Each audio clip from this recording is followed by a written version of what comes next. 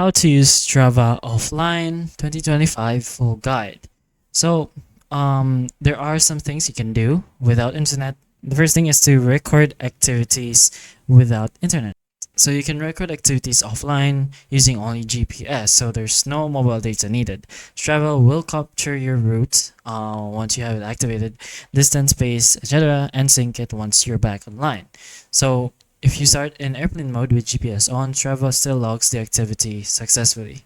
You can also view maps and routes offline even though you don't have any data or some sort. Yeah, there's downloaded routes, maps that can be viewed without mobile data, but they must be preloaded while online, of course, and then head out into the field. Strava will still show the map segment that has been downloaded.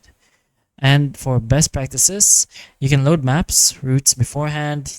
You can also use airplane mode if you'd like. And other than that, which is a handy trick to ensure you're truly offline, it pretty much avoids partial connectivity glitches. And then once you're online, open the app to trigger synchronization since Strava won't always out of sync if it's just running in the background. So make sure after your run or walk, go back to Strava app once you're back home and online to pretty much sync up the activity that you had. But anyways, those are the things you can do offline with Strava.